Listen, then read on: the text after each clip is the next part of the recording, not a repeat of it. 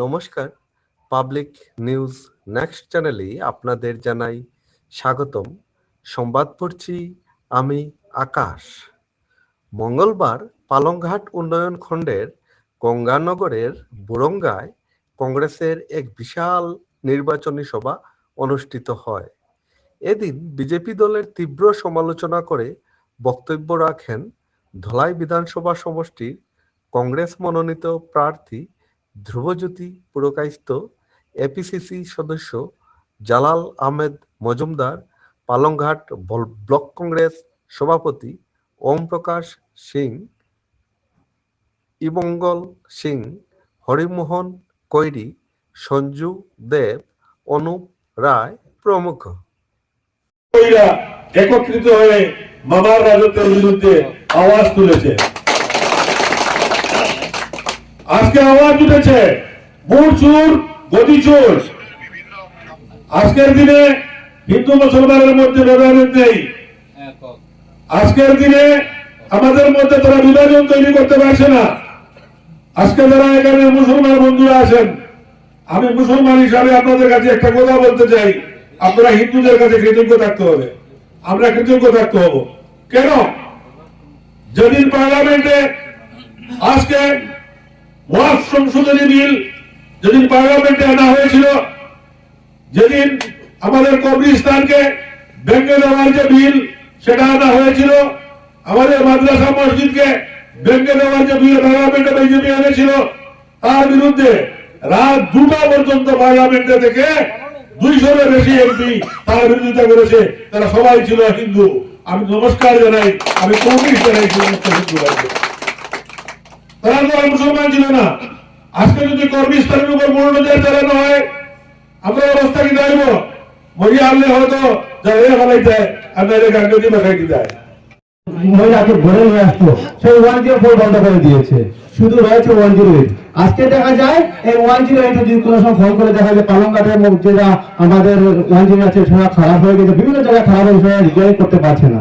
আজকে মেডিকেলে দেখা যায় যে অবস্থা, ম্যাক্সিমাম পেশেন্ট নিচে শুয়ে থাকে। ওদের কাছে আজকে যে বিজেপি আছে, ওদের কাছে কোনো মুদ্রা নেই। ওদের কাছে একটাই মুদ্রা, হিন্দু আর মুসলিম।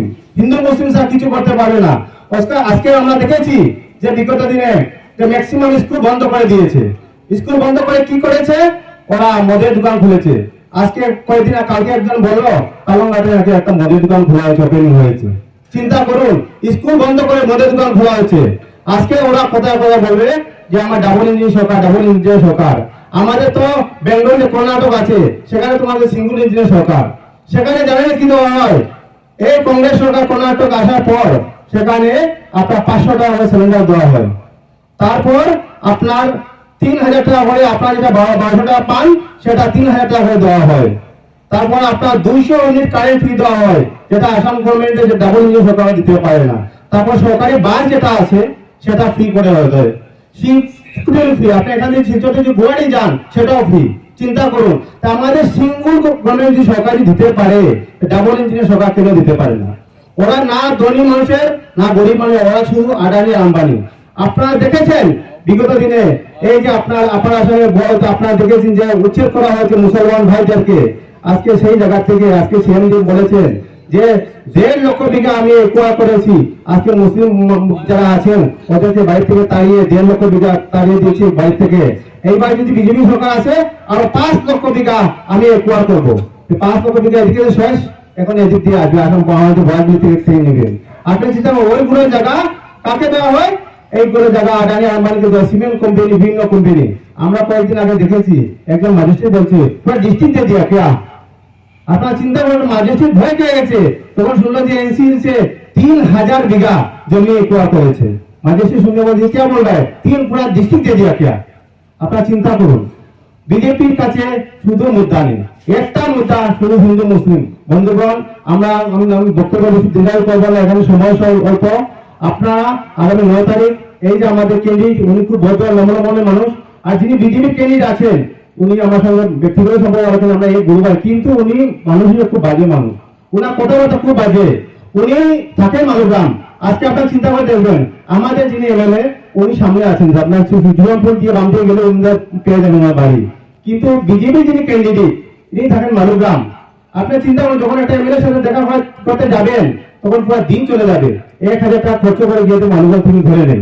আজকে আমার যে ক্যান্ডিডেট আছে উনি মহাজপুর থাকে, জুলনপুর গিয়ে বাঁধিয়ে গেল।